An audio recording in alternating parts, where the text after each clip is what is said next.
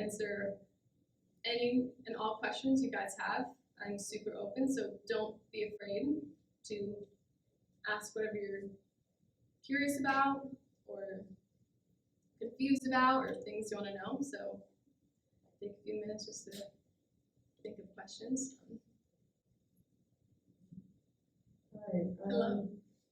So what was like your biggest sensory challenge? Do you think that took like a long, like the most effort to recover from, or you're still like struggling with? Mm-hmm. That's really good. Okay, so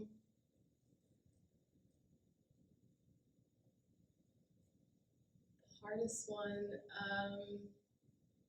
So the three big things for me are migraines, the dysautonomia, and my vision. And all those paired together make things like walking and standing and being in a crowd like this really difficult. So I think the vision one is, okay, so for example, a great example of this is 4 years ago, or 5 years, I think it's 4 years ago when I gave my first speech, I wasn't able to look out into the crowd. I would get immediately extremely dizzy, versus now I can look out into the crowd and not feel like I'm about to pass out. So that's definitely been very, very slow improvement, but there is a change there. Something I still really struggle with is standing.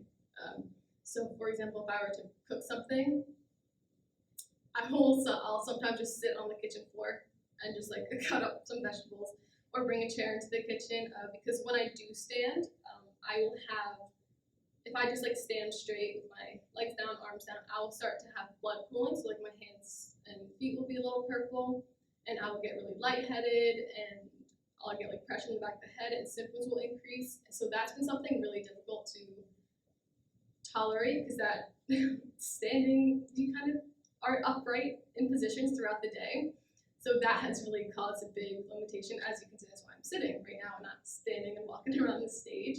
So that's definitely been a pretty big one as well. And that one I've improved a tiny bit, but that one's still, for me, there's so much improvement that I need to do for everything. But the standing one is definitely seems like there's a long way to go with that one. You obviously seem to be a really talented writer. Did that come after the injury, or were you into writing beforehand? Thank you, I appreciate that. I never wrote prior to my injury. I mean, I enjoyed English class, but I didn't really journal much, or I never wrote a poem in my life unless it was asked of in English. I think I wrote my first poem I call it Daily Kiersten. I kind of track my symptoms, track about what I did. And one day I just kind of wrote a 2-line poem. And I remember walking out to the kitchen and being like, look what I wrote, Mom.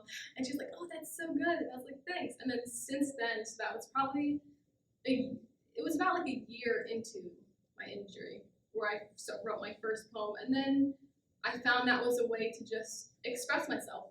And through journaling, a lot of what I write is for myself and through journals, and then I will just share that on social media. So this injury brought about writing as an outlet for me, and I think that's really cool. With this injury, who would you say would be your greatest inspiration, and why? Someone who's kept you motivated? For me, when I find inspiration, I find it a lot towards setting goals. And I will purposefully watch things, listen to books, listen to music that makes me feel that fire in my belly and feel alive. So for example, one of my dreams is backpacking. So I'll watch backpacking things, and seeing people do that, whoever it is, I'm like, yeah, I want to do that one day. And people in general, there's so many great podcasts out there, so I will listen to certain podcast episodes, and I can find inspiration from a lot of things. I don't think there's not one specific person that has inspired me to keep going, but there's so much beauty and inspiration sprinkled throughout life that if you were to search for it, you'll find something that'll make you want to keep going.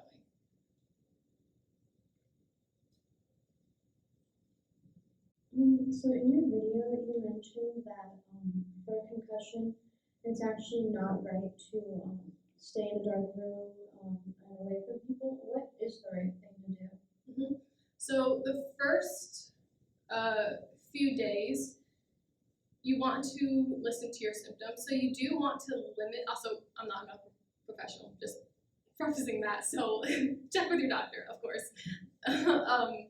But the first few days, you do want to limit some simulation. You don't want to go run 10 miles the next day if you're not feeling up to running. You don't want to go take a 5-hour test if you have to take a test. You do want to have a little bit of cognitive and physical rest after the first 24, 48 hours. After that time, it's really important to not keep yourself in a dark room, because once you do that, you'll hit your head. If you get a concussion, you'll most likely have symptoms. If you hide away from the world, those symptoms will continue to get worse. And if you are already light sensitive, and you were to stay in a dark room, now normal light is going to be 10 times worse, and it will be much harder to get used to. And a big part of concussion recovery is exposure, which kind of sucks because you have to purposely put yourself in situations that you're uncomfortable with, like exposing yourself to sunlight. So if you were to stay in a dark room for weeks afterwards, it will definitely make the process of getting back into life a lot harder. So you definitely don't want to fall into that pattern of avoiding. And depending on what type of injury it is, maybe the next steps for someone are to be in PT or to be in vestibular or vision therapy. It truly just depends on what symptoms come up afterwards. The best thing is to follow your doctor, but yeah, resting in a dark room forever has caused a lot of people in the concussion community to be a lot harder to get out of just because of avoidance. And so yeah, did that answer your question? Okay. In the video that you showed towards the beginning of your presentation, you showed a lot of videos of you documenting your recovery, how you were doing it, and a lot of the videos were very positive, which is very inspiring. How did you find the motivation to get up, to log how you were feeling, to take a video, to take a walk, and things like that? Thank you. So sometimes, depending on how I'm feeling, speaking is easier than writing. So for example, there was one of them that I took a view after a walk, and in that situation, my symptoms are already flared, so I wasn't going to sit on my phone and type out a journal. And in that situation, I was like, I'd like to document this moment. I had thoughts going on in my head, and I wanted to put it out somewhere and to remember it. So I decided to start picking up my phone. I think I started first picking up my phone 3 or 4 years ago. And I would just document my journey, and I would purposely sit down just because I can't always journal. And I journal on Google Docs. And for me, that causes symptoms sometimes, or a lot of times afterwards. So I started just switching it back and forth. Sometimes video journals, sometimes through words. And I don't know what really inspired me to start doing it. Like I said, I made them just for me. That's the first time anyone's ever seen those videos. I don't think anyone ever knew, no one ever knew those videos existed, or that I took videos of myself like that. But yeah, I was just I really just want to document my journey. It's just because it's really cool to look back to see oh, that's how I was feeling in that moment, or oh, that's what my doctor's schedule was at that time. Interesting. So yeah, I think it's just really cool way to note improvement or to note feelings, whether it's through video or writing journals. So you talked about like being isolated and how like you lost like friendships and stuff. Were you able to regain any of them, and are they as strong as they were before? Yeah, so it's definitely changed my relationships with people. There are people in my life who I thought I would have been closer with now, but to be quite honest, that distance within society started right when I was out of school for 7 weeks, and then following then, it's really just been me and my house and doctor's appointments. So I am very grateful to have like my handful of really close friends, and like they did not waver. There was not a moment in time where they're like, this is too much for me. So I can't say enough, I'm super blessed and grateful to have the friends I have, because there's been times where I'm like, oh, do you want to come over tomorrow? Or like they're like, oh, I'm home from college, can I come visit? I'm like, sure. And I'll wake up and be like, I'm not feeling well, sorry. And like, no, it's okay. Like they are totally okay with me canceling last minute, or even just coming over and snuggling in my bed with me when I'm totally dark rooming it with a migraine. And the friends that I were closer to prior, I'm grateful that I believe I don't have any hard relationships with anyone. I don't think there's anyone purposely who like stepped back, but it's difficult to keep relationships when you're not out living life with them, because like with your friends, that's how you make a lot of your memories. And for me, the past 5 years, my memories with my friends have been them coming over to my house and just like us chatting and catching up. And so with the people who I didn't do that with prior, it was hard to keep that, but I think I was okay with it. I mean, in the beginning, like I didn't even feel up to talking to my friends, so it just kind of happened naturally. But yeah, I'm super blessed to be surrounded by the people I have, and even the RYLA people. I mean, they didn't, like, for example, they could have easily said like, you can't perform as staff as everyone else can, so we're gonna let you go. They didn't do that. They said, nope, we've got a position for you. We're here to love you. We're here to support you no matter what. You do what's best for you. And that kind of just goes to show like how beautiful these RYLA people are. So I'm very grateful for them too. How long did it take for you to like get back to like normal activity and stuff? Yeah, so I'm actually not, it's pretty deceiving because I look pretty fun and like normal, but I'm actually not. Well, do you have a specific activity you're thinking? Talking to your friends and like you said you like sometimes for communication like on the phone, like how long did it take you to do that stuff again? It's just such a slow process. It's still a process. I mean, I will still not feel well after a friend visits, so it's definitely not back to normal, but there are, what I've noticed now within the last year or two is typically I used to always be in bed for hours after a friend would come over, whether they came over for an hour, 30 minutes, an hour, 2 hours, I would always be in bed, migraine, dark room. Now I find myself, depending on the day of course, because every day is different, now I find myself able to tolerate of speaking better. And one thing I actually know is I'm more myself. In the beginning, like I didn't really, like my personality wasn't there. Like I was just blanketed in so many symptoms that like I just didn't feel me. I couldn't be me. And I didn't even realize that until like the last year where I'm like, oh wait, like I'm starting to be like my little weird self again. Like that's pretty cool. So it's taken 5 years, but it's still, that timeline is still going, you know? Is there anything you feel like you took advantage of or you like regret not doing? For recovery specifically? Like Or- before like your injury? Before my injury. Yeah, you know, I was super hard on myself as a runner. After a bad race, I'd be like, oh, come on. I could have done better, I should have done better, but I was always like, oh, I'll do better next time. I was, after a bad race, I was never just like, okay, I did my best, it is what it is. Like, I enjoyed the moment, I had fun. I didn't have that mindset.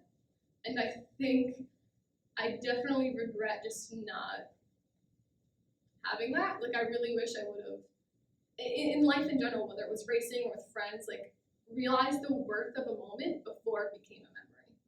Because there are times where I was just like, yeah, this is great, etc. Like, whether you're like you're in the car with your friends, the windows down, like singing to a song, like wow, like that is such a beautiful thing to do. And I was like, there's just so many things I look back on that I physically am not capable of doing in this situation. I'm like, it would have been nice to have like in those moments that realization of like how magical just living without symptoms is, and this being able to live without being confined by like, oh, I actually can't do that, or oh, I can't do that. You know, it's, I think it would have definitely, looking back, it's not like I have regrets specifically. I think I lived to the best of my ability with my mindset at the time. I was definitely very grateful for every moment, but I never thought something like this could happen. It wasn't ever in my mindset, and I think if I'd known, I would have raced harder, loved harder, experienced things. I would have purposely gone out of my way to seek discomfort and experience life, because you never know when it's going to be your last time getting to do something. So yeah, I definitely wouldn't do anything different. Definitely wouldn't do anything different. But it would have been nice to have a little bit of insight, being like, hey, this might be your last time you feel normal talking to your friends, or like not being in pain after a simple thing of like laughing, or being able to like laugh as hard as you can, you know? Like it's just so many simple little things that you're just like, wow, that's actually like really beautiful and a really special moment. So yeah, just capture the moments with really fun memories, guys. So I know it's really hard to be out of sport for like a few months. So what was it like not being able to do, like knowing you wouldn't be able to go back to your track team like forever? Yeah, that was definitely a learning curve, because like I said, like in my mind I was like, yeah, I'll be able to run. I'll be able to run sections and make it to states and go to nationals. Yeah, I'll be fine. So like I think that little bit of false sense of hope made me realize, like helped me in hindsight, because I never let go of the idea that I was not going to run. But yeah, it was definitely hard seeing my team continue to go do things, and I wasn't even up to going to the meets. I didn't go to the meets. I never went to another practice. There was one time I went to senior night. It's really funny looking back, because I had a really bad migraine. I peeled myself out of bed, put my earplugs in, sunglasses on, walked down to the field, and it was so nice to be with everyone. But there was also a feeling inside me that I was just like, it just felt like, well, I'm gonna get a little emotional. It felt like I just felt different. Like I was just like, this is my team, I love them, but I was like, I just had so many symptoms and like so many things going behind closed doors that like no one knows. Like no one knows anything. And I just like walked there and I was just like, I just felt so out of place. And it's such a weird thing to say, because like they're my family. That's my home, you know? I ran from freshman to senior year. Like I love these girls so much.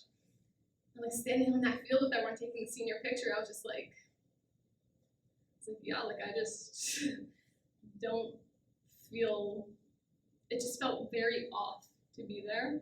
So I think that was definitely a really hard moment, just because like no one really understood, and like no one, people didn't really realize the depth of it, and neither did I. I mean, I thought I was gonna go to college and run.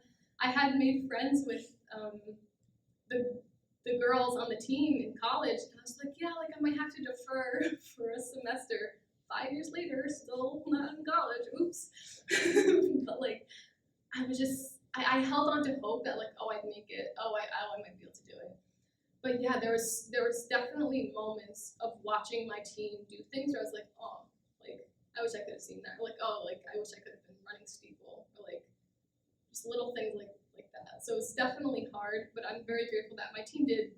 I mean, they sent me cards. They would sometimes run by. I live right near the school, and they would sometimes run by, and I'd come outside and just like hi, and like this, and that was amazing, and it was so lovely. But yeah, there was definitely hard times of realizing like like I'm not there, weird. But thankfully, some of the girls on my team are my close friends, so I was able to still stay in the loop and hear what was going on and not feel totally excluded. And yeah, they're a beautiful support system. But like I said, yeah, that one night, and there were a few nights after that, it was just interesting, you know. Like my life had changed. I was in a totally different reality, yet I was stepping back into what was my reality, and it was just like really different parallel. You guys can raise your hands like high so you can see like really right behind you. In moments where you felt that nobody did really understand, and it kind of felt probably like the world was out to get you, you seem like you're going about in as positive of a manner as you can. How did you sort of like avoid being so like pessimistic and negative about the world? Mm-hmm. Yeah, so I think just innately, like, I've never been someone who looked at the world negatively. Like, even when it happened, I wasn't like, oh, the world's against me, you know what I mean? I think that's definitely a really easy thing for people to fall into, but I just was like, oh, it happened. Like, what am I gonna do now? Like, I kind of realized I had a choice of being like, well, I can dwell on my sorrows and not feel happy and love life, or I can make the best of it and realize that within me I can create joy, I can feel happiness, I can feel all the wonders of life outside of what the situation is. So kind of just having that realization of being like, I felt happy before, I can feel happy now. Like smiling with people has made me happy. Why can't that still make me happy now? You know? Yeah, so I'm really grateful to have that just previous mindset of just always tending to be a positive person. But I also think that it can, like you said, like when you fall into that pattern of negativity, like it can continue. So what I do want to say is, if you do find yourself in a pattern of like negativity and being a pessimist and feeling like you hate the world and the world sucks, one, let yourself feel. Let yourself feel it. Let yourself be angry. Let yourself be sad and frustrated and annoyed at the world. You know what I mean? In a good way, like actually let it out. So if you want to take like a rock, or like a small rock, or like a branch, like a small little branch, or anything, you can just like say what is bothering you and physically let it out. So like a little pebble be like, I feel like the world hates me. Throw the rock. All right, the thought's out. It's out of you, you know? And just write it out. Write it out. Garbage brain. Write everything out on your brain. Take the paper. You don't even have to keep it. Rip it up. It's out of you, you know? So one of that, I think, an exercise like that is really great. Feel it. Let it out. Don't be ashamed of feeling. All feelings are good. And if you do find yourself in that pattern of negativity, what's really important is just realizing you're in that pattern. And once you realize, if you want, even take tallies, being like, oh, negative thought, oh, negative thought, oh, negative thought. And once you realize, like, oh, I had this many negative thoughts in a day, that's pretty wild. And then start one day at a time. Just change one of those thoughts into a positive one. If your mind's telling you, like, oh, I'm not enough, being like, okay, thank you, brain, I hear you. That's not helpful. I am enough, and say it 10 times more. I am enough, feel enough, and do something that makes you feel enough. Associate something with the thought that you are enough. Do something that makes you smile and makes you feel alive. There are so many ways to redirect your brain into realizing that you are in control, but it is hard when, you know, those thoughts can get out of control, but it's not a helpless situation. There's a way to get out of it. So how did you find out about RYLA? Did you go here or did you share your story and how did that happen? Yeah, no, I actually think that's kind of for, like, literally just as you guys. I don't know how, I think every school district works a little differently. I was called down to the office, was like, hey, you've been picked to apply to go to this thing, RYLA. And I was like, oh, okay. I was like, I guess I'll apply, whatever. Wrote, I think it was like a little bit of essay, maybe some questions, wrote it in, turned it to my counselor. And then, like, I'm pretty sure my school that year was one girl and one boy was picked. So out of the luck in the world, I was chosen to come to RYLA as you guys, and afterwards there's a chance to be on staff, and I applied to be that. And at that time I wasn't injured yet, and then it continued, and I'm on staff now. Yeah, but it started exactly where you guys are. Not knowing what RYLA was, not knowing what it's about. It's like, oh, what's this? Okay, sure, whatever. Even the first day, I was like, oh, what's RYLA? And now it's like, RYLA.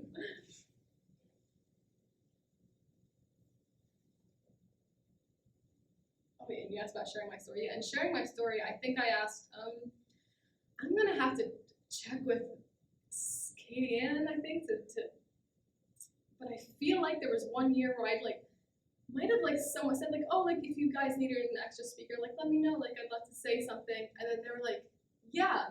And I was like, oh, okay. And then so that was my first time ever speaking in front of anyone like this. So that was about, I think it was 2018 that was. Yeah, and then here we are. So you were just speaking on how you tell your story. What's your overall goal with sharing your story with people of Rotary and just in general with everything that you share? Mm-hmm. So the reason I first started sharing my story was truly the only intention was I was out of school for 7 weeks, and I don't think many people really realize where I disappeared to. And so prior to going back into school, I knew I was not physically able to answer everyone who was going to be like, where were you? What happened? So I made an Instagram post just saying, oh, this happened. I was doing therapy. I'm a little better. But from there, I just kind of continued to share my story because like things ended up happening. So I was like, oh, my season's done. Like I'm not going to be able to run. So I just made like a little like goodbye to track post. And I was like, oh, I'm in therapy. Oh, this is what therapy is like. And it's like, oh, I have to defer to college. I'm like, I'm not going to be going to college. So I just ended up sharing my story, and now it has just become, now a lot of my Instagram's kind of just become like my journal and the way I just share my life with people. And the reason I do so now is I think everyone at some point in life is going to be going through something difficult. And many times in those moments we can feel alone and we can feel like we're not seen.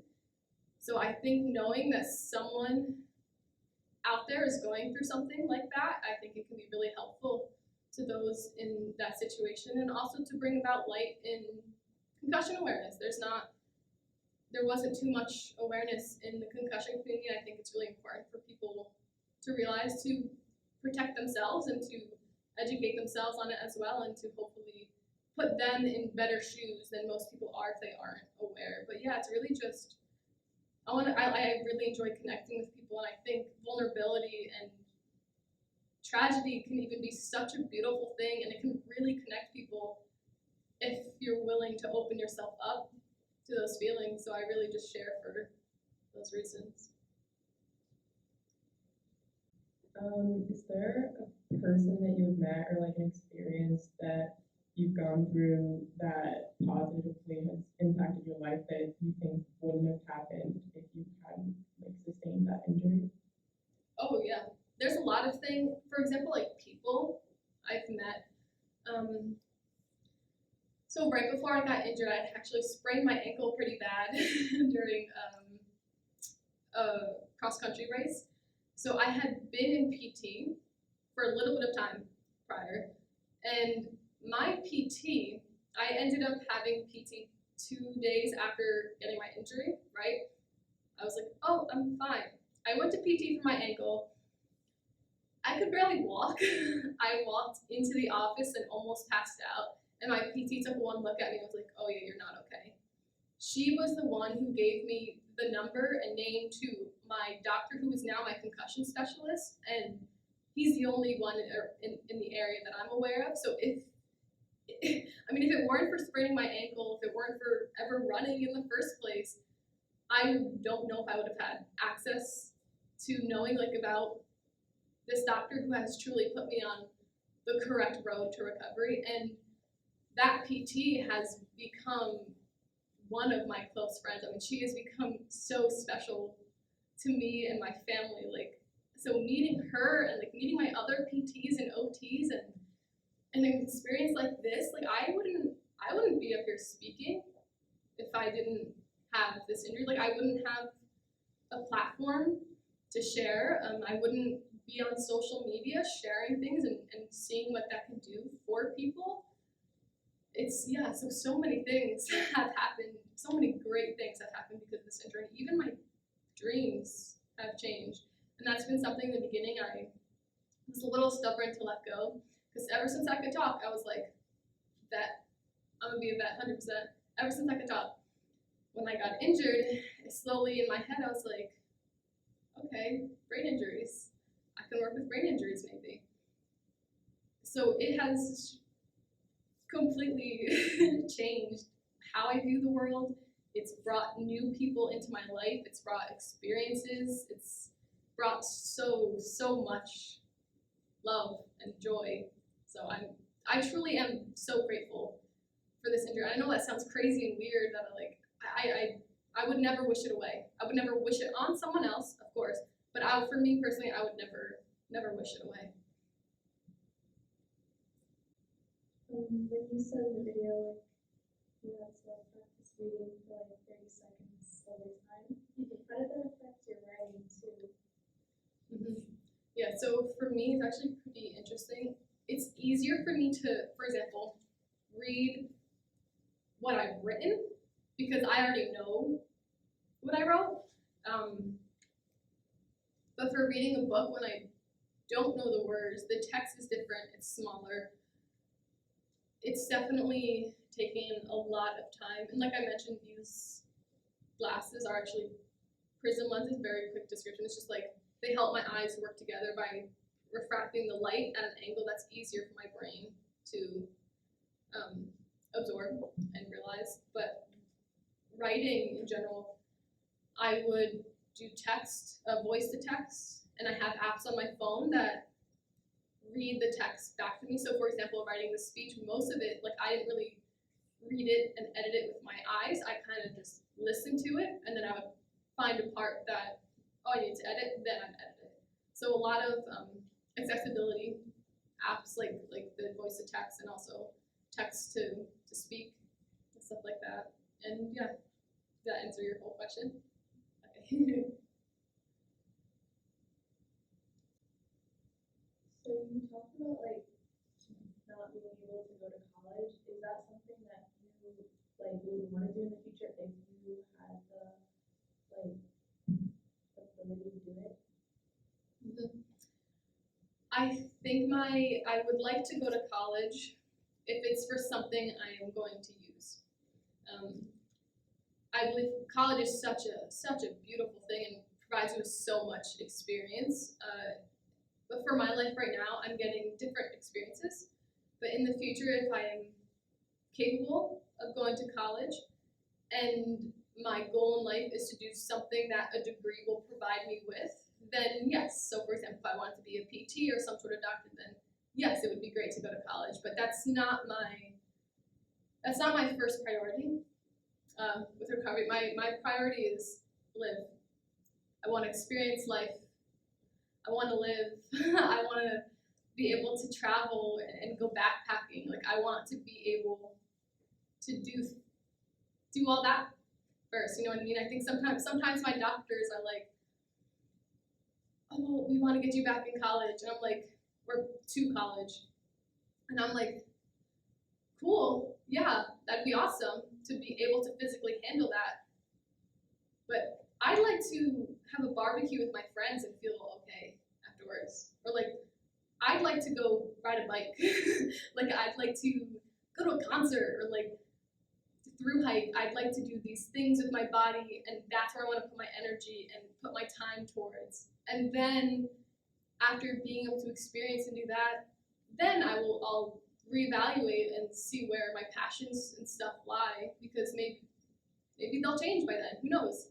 But yeah, so if it's something I'm still passionate about in the future, and that's my body will allow me to do it in a way that's accessible, then yeah, I would like to, but not my first priority.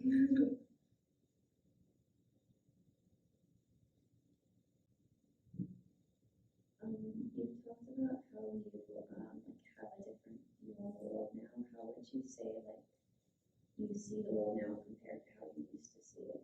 Mm-hmm. I find so much joy and beauty in the simplest things now. I think prior, I loved the world. I still thought it was beautiful, but now I can be sitting outside on my deck and truly feel like complete peace and love. And there's nothing that's making me feel that way. Like I can come up with reasons like, oh, like that tree just looks like a pretty green color. But it's like I'm just able to just truly love life and be grateful for today and the moments now. Like I said, like I didn't really have that mindset of tomorrow's not guaranteed. Yeah, like I was aware, but truly now it's like I live every moment. Like it could be my last moment. Like health isn't promised, tomorrow's not promised. So now I look at the world that way. Even other people, I look at other people as like I don't know their story.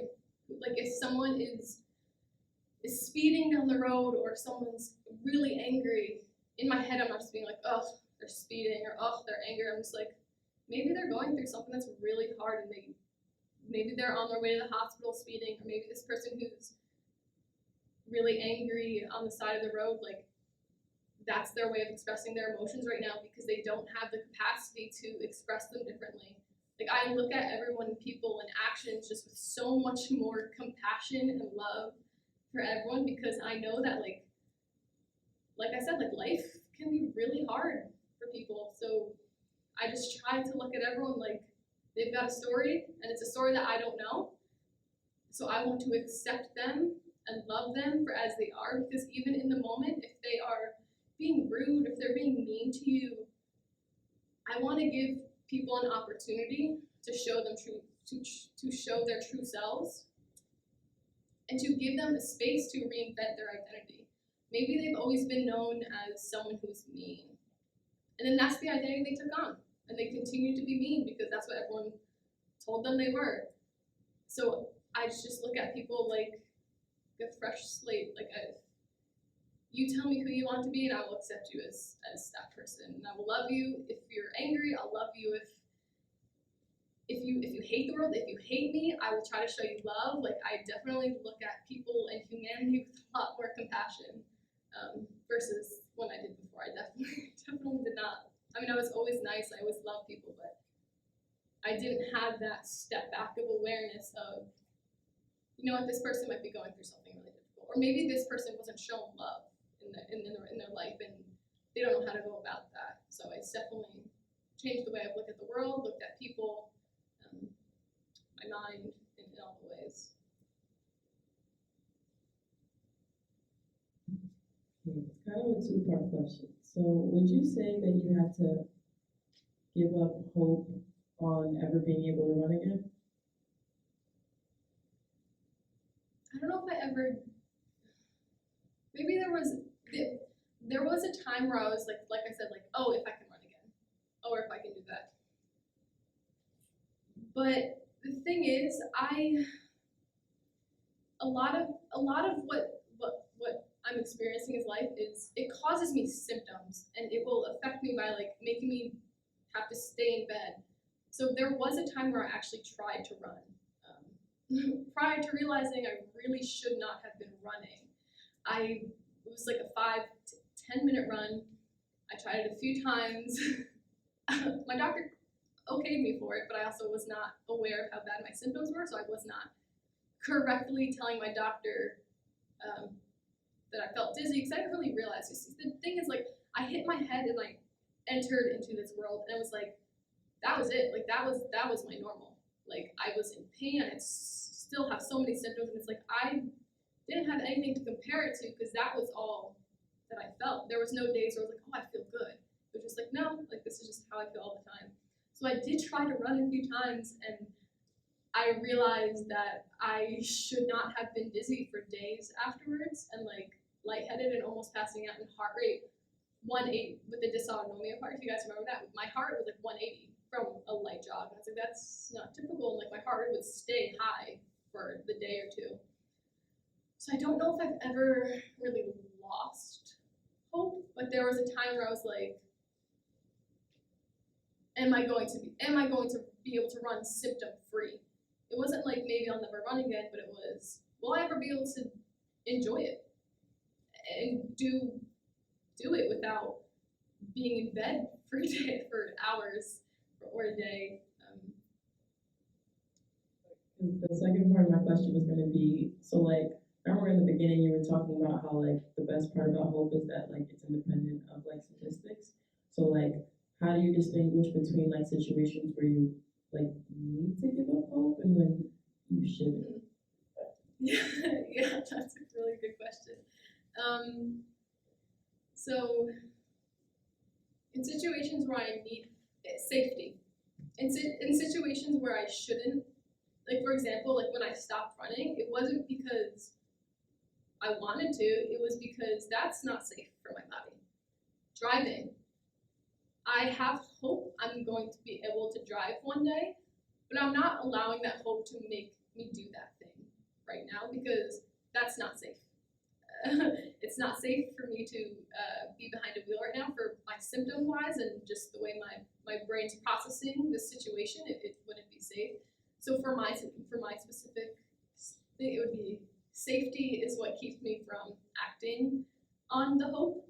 And sometimes I'm not the best judge on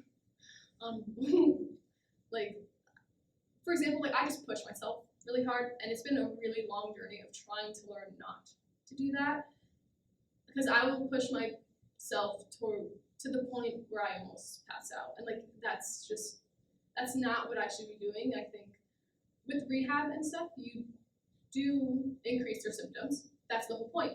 You're supposed to increase your symptoms, but I increase them too much, and I go past the point, and I keep pushing. So a big part of me is letting go of the hope a little bit, not holding on to it too strong, but hope in the sense of just like pulling back. Like, let the hope go slow. Let the hope be slow and steady and just sit with you. You don't have to, for me personally in this situation, sometimes it's great to charge after hope and go head first, dive in. You're not knowing what you're doing, just go for it.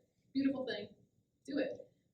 For my situation, pushing myself past my limits, like past my limits, because I'm so hopeful, has become something I really, really am still trying to learn and have had to unlearn, to not push myself as hard and listen to my body.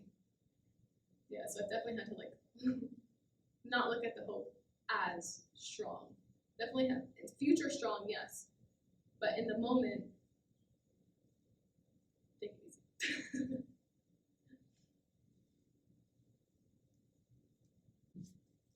I'm asking, but what's like the hardest part of your everyday life after the injury? Everyday life, not being able to do things I want to do. You know, a lot of this recovery has been recovery focused. So my priorities during the day is, if I feel up to it, I'm going to be doing rehab. I'm going to be doing some type of balance thing. I'm going to be doing my vision therapy. So it's really been a struggle to find the balance of doing things that everything sparks joy, but like things that aren't necessarily recovery based. For example, I play a few instruments, and playing those instruments for example, guitar or learning piano, like it makes me not feel good at all. And I think that's really difficult, and like these things bring me so much joy, but they make me feel so terrible. Like talking to my friends and having that is such a weird balance. So I think the biggest struggle of everyday life is just like doing things knowing they're going to flare my symptoms, but doing them anyway because they bring me joy or because it's a priority for rehab. Yeah, it's definitely been the struggle for days, and just figuring out like, oh, can I go on a walk today, or should I go on a walk today, or do I need to rest? Another big struggle is learning to rest and not feeling guilty for listening to my body, because when coming from, you know, like so studious and a distance runner, I was always go, push myself as hard as I can, always doing schoolwork. So when I don't feel well and I'm stuck in bed, you can have this thought come in your head like, ooh, I'm not doing enough. Ooh, I shouldn't be laying here. But in reality, it's like, well, physically, I need to be here. So having that difference between your mind and your body has been a little bit of a struggle, and that occurs daily, whether it's doing something I want to do or doing rehab. So that's definitely been a balance to figure out. What was like a goal that you set for yourself after your injury that you like achieved, and then you felt like, wow, I got this. Like I can really, like it really made your whole kind of skyrocket. Yeah. So actually, if you remember, it was like a few second clip. There was a video of me like crying with my rat on my shoulder. Her name's Mabel. She's super cute. I don't know if you caught it. Those were happy tears in that video. I have a journal I wrote in 2020 explaining just how walking is so difficult and all this stuff, just truly just all this stuff. And I was in it, I explained how I want to be able to go to Mineral Springs, which is a waterfall I grew up going to. It's 5 minutes from my house, like a 5 to 10 minute walk into the waterfall. I wrote that in that journal in 2020 saying like, it would be great if I could make it there one day. And I made it there. Like, oh gosh. Here we go. Nice. Here's the tears. Mom's crying. I was able to go with my family like a few weeks ago. And that's just like so crazy to me because like, oh gosh, we held together for so long.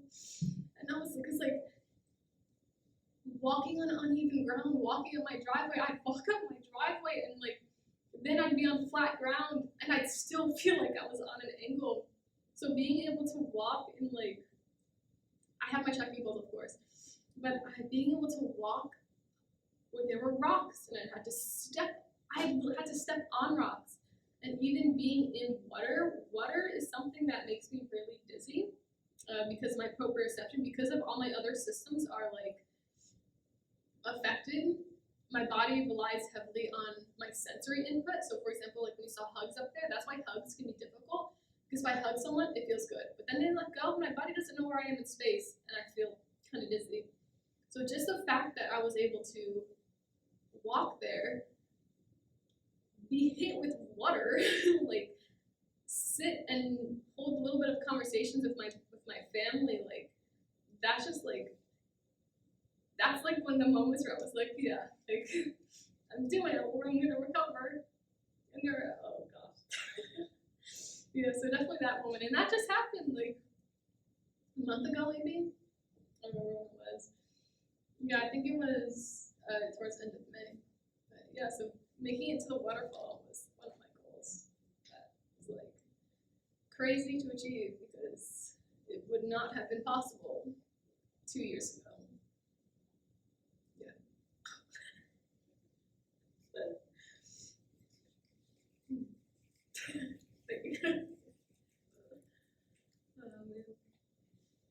Always crying to RYLA.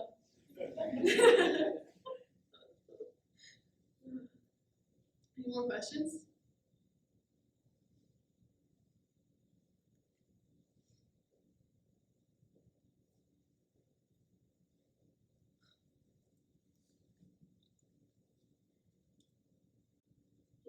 feel upset, like, because you can't do something? Because I was attacked by a neuro-virus at a young age, and I have paralysis of my right arm, so I can't lift it. And I tend to feel like upset about things that I can't do. So I was curious about how you felt. Yeah, I do get upset sometimes with things I can't do, like on contrast, like when I have these moments where like I'll achieve something like, oh, that's amazing, but there are days I'll go days without showering because it's too much for me, for my symptoms. Like it's not worth my effort to shower. If I'm not going anywhere, I can be a little stinky in my house. Like, it's all right. But yeah, there are, like, for senior year, like, I wasn't able to go to prom, wasn't able to go to graduation, and seeing my friends' lives now,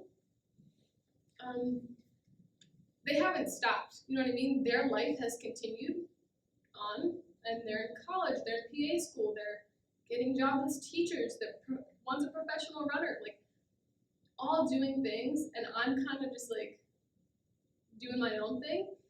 But just seeing people being able to like live effortlessly, like people can just like it blows my mind that people can just like do things, like, and not feel affected. So yeah, I definitely can feel upset that like, oh, I can't do that, or not being able to be there for my friends. I think now it's gotten a little better, but in the early years, like, I'd have friends tell me being like, yeah, I didn't want to like tell you about this or like call you because like I knew you wouldn't feel well. And I'm like, oh, like that's sad. Like I want to be there for my friends when they need me to be there for them, you know?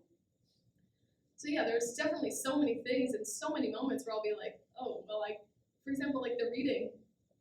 And I was like, I can't read.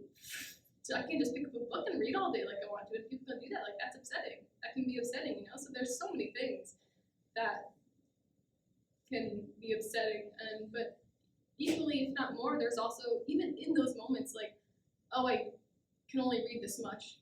But then it's like, oh, I can read this much, you know? Like, it's such a cool paradox of being upset and kind of not being able to do things, yet at the same time being able to do things in my own way, and being able to experience life in my own way, and adapt in my own way, even if it's something completely different than what everyone else is able to do, you know?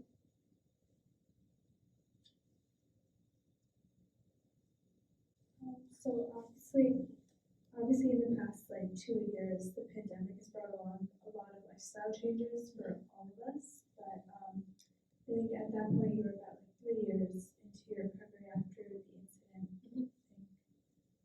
So how has that like impacted your journey so far, like, positively or negatively? Yeah, so actually really interesting. I didn't feel the effects of isolation or changing the plans or anything because of the pandemic. My life truly didn't change that much. I'm still living in my house, like doing my rehab and stuff. The thing that changed is like when my friends came to visit me, social distance, masks, be careful, you know, things like that. So that was definitely in common with everyone else. But it was actually a time where I was like, you know, people might be experiencing what it's like a little bit to just live life differently like this. So that was definitely a weird acknowledgement, but something that actually really beneficial that came out of the pandemic for me is my doctor's appointments were able to be virtual. And so that meant I didn't have to go into the car. I didn't have to drive to my doctor's appointments. I was able to just video chat them and talk to them on the phone. And that has stayed. And I really hope that continues to stay, because for people in the chronic illness and disease injury community, being like physically going to a doctor's appointment takes a lot out of your body. So being able to do that from your home and not having to get in a car, not having to plan it out is so helpful.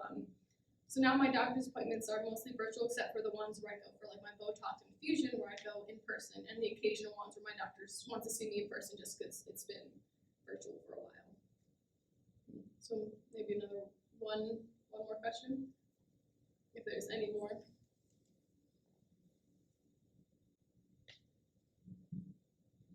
I had a question about how you take care of your pet, because I found that, like, I've noticed, I was like, is it not like overstimulating sometimes because they make noise in the cage and stuff? Yeah, so I have 3 rats, not just one. I have, I have 3. Yes.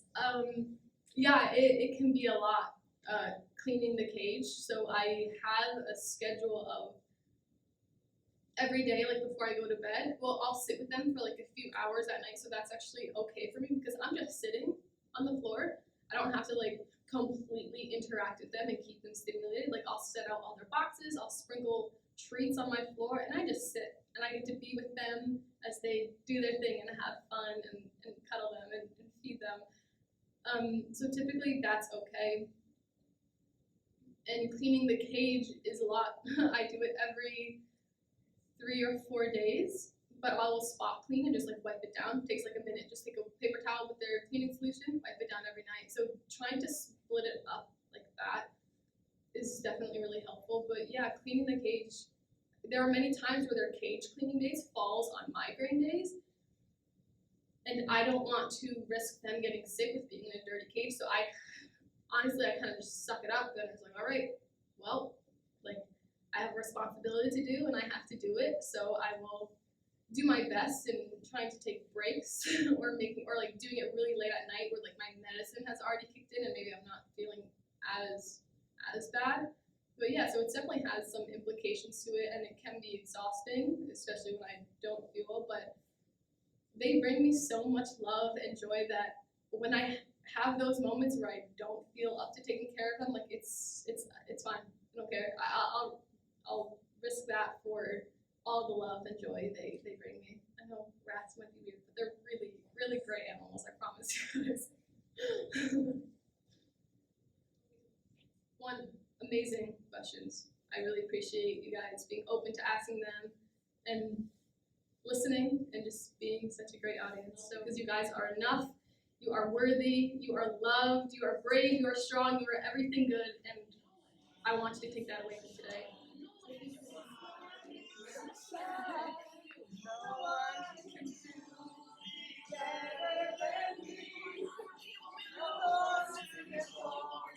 I'm proud to be spreading the joy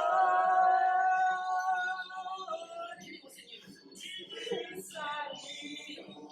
Step into your yes. Step into your yes. Surrender inside your yes. Listen. No one can see. Come on, y'all. Feel it. No one can dance. I can fight me. No one can speak. I love you guys all so much. Thank you for being open and accepting of me and my story, and I hope there's at least just one thing you took away from today. What? We're small day.